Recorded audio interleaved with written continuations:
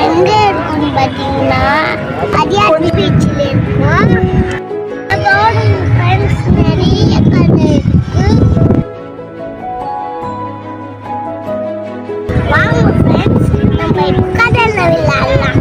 விளையாட போறோம், தண்ணியில விளையாட போறோம். ஜாலி.